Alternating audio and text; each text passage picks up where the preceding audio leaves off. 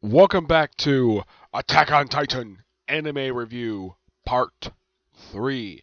This one I'm reviewing the shorts, which they're called Chibi Theater Fly Candidates. Fly. Yep, and there's only 9 episodes, but each one of these little shorts, they're only about just a few minutes apiece, and there's and I actually found online they actually do have these things edited together. There's like 25 of these shorts, and combined edited together like 9 episodes, and it's all like days. That's the name of the title. It's like day 1, day 2, up until day 25. Yep. And basically, this is what usually happens in these particular things. And of course, it's just parody stuff, but it's just pure fun. Though every episode tends to end with the characters. Most a lot of the time, Aaron, except for like one short I can think of, where he gets eaten by a titan. Though it's a colossal titan for some strange reason. Yes, a colossal titan. I'm like, really? They couldn't use any other titan in these shorts? They couldn't use the armor titan or any other titan? Why does it have to be the colossal titan? Is it because it's the unofficial mascot of this franchise? Could that be the reason why? I don't know. Also, it looks like the chibi version of the colossal titan is actually shorter than the one that appears in the regular canon. They do make references to the actual kind of like Sasha constantly eating a potato. Almost any time she's seen, she's constantly seen eating a potato a lot of the time. So, oh yeah, and during training, she had nicknamed a potato girl because she was caught eating a potato during the like first day of training. Yep. And these are the things that happen during these whole entire thing. Like, first one is like Aaron has her waking up on time. Army wakes up in the art nurse's office. Aaron trying to make an impression on the instructor. Gene becomes jealous of Aaron. As a matter of fact, a couple times Gene becomes focused on one of these shorts. Sasha gets accused of something she didn't do. Aaron finds a suspicious book, which this is actually taken by the instructor, and the 4 guys had to break into his office. They had to sort of knock him out, get the book, but then they get eaten by a titan. And there's one of these shorts actually is followed up in another short, where in day 8, where he's running late, and for some reason the girls want to use the classroom as a changing room for them to get changed, and Aaron accidentally walks in on them. Now, luckily enough, they're not in their underwear. It looked like they were just taking off their shirts, and he gets a chance, and he doesn't talk about this at all, but he gets a chance to see Mitsuka's belly, which is something that never happened in the anime, or at least in the manga, because Mitsuka is never seen without her clothes on at all, or at least she's seen like in one hour attire. Of course, she also seen in civilian attire, which is kind of like a dress that she wears when she's not wearing her uniform.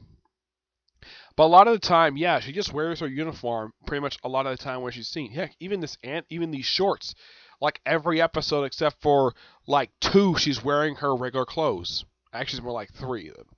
Yep, and the way that Aaron sort of wants to be beefed up like Miska is, imitate Reiner, the guy who was later revealed to be the Armor Titan. Which I think anybody can tell that by looking at him. He's big and bulky, so why not have him be the Armor Titan? And same thing with his friend with Brennan. He's like tall, slim, so it kind of made sense that he was built to be the Colossal Titan of all things. Though it's kind of weird though, whenever the Colossal Titan. Now, there was one episode with Barnet where they make an appearance, and the Colossal Titan showed up. The Colossal Titan didn't eat Barnet at all, which I thought was a little odd. I don't know what's any connection there, but yeah. This whole thing takes place over the course of. Now, this is supposedly over the course of 3 years, but it's like 25 days, which looks like almost a month, which honestly makes no sense at all. Maybe it's 25 months. I don't know. It's just how these shorts work. There's one other short I did catch, which is not part of these shorts, where I think it's some of the same creative team, where it's just Mitsuka and Aaron just walking in the street, like Aaron just minding his little business. Mitsuka comes up with a picnic basket, wanting to have a picnic with him, and she wants to feed him, and then the Colossi comes up and eats them. Yep, that's exactly what happened. And toward the end, they actually do have more than just the trainees in the actual shorts. Like they have the section chief, her, Hugh, I think her name is. Yeah, smoking hot woman, and she doesn't wear glasses. She basically wears goggles as glasses, which is interesting. The fact they did that. But yeah, she's a scientist, and I'm like, okay, so she's not attracted to Captain Levi or even Commander Aaron. She, yeah, and she always, and for some reason, she blushes like every time she sees a Titan, which she does the same exact thing in the anime. As a matter of fact, when Aaron was looking at her when he was in his Titan form, she blushed because a Titan looked at her. I'm like, seriously? So you blush at a Titan, but you don't blush at like someone like Commander Aaron, who probably from your perspective is a very handsome man. You probably want to do probably be romantic attracted to him, and yet you have a thing for Titans. It's quite bizarre of how she is. She's an interesting character herself, though she only appears for one of these shorts. Captain Levi, on the other hand, he actually appears for at least two of these shorts. Yep. One that features Commander Aaron, the other one where it focuses on him, where he wants to hear everybody's perspective on himself, though, yeah, it's quite obvious he's going to be eaten by a Titan along with his horse. Yeah, it's like, oh, he's like so stupid he doesn't know it's a Titan with his mouth open. I'm like, wow. And I'm kind of like, does this Titan, like, after every episode, spit out these people after he eats them? Yeah, it's so bizarre. The fact that nobody remembers, I mean, everybody remembers being eaten by a Titan by the time of the last episode, but it's like, there's no mucus on them, like nothing. I don't know what it is, but it's interesting. But it would have been also interesting to actually have some fan service in these Chibi shorts. Yeah, like having the girls hang on the hot spring or something like that, but I guess they probably don't have time to do that for these shorts. But in the case of the manga right now, in one of the most a chapter that came out last year, they actually had it where they actually went to the beach. Yep, first time they ever actually see water. That's not the first time any of the characters see an ocean in their entire lives because they've been trapped behind walls for years. Yeah, that happened in chapter 90, which by the way was revealed. Which I reread this chapter just yesterday.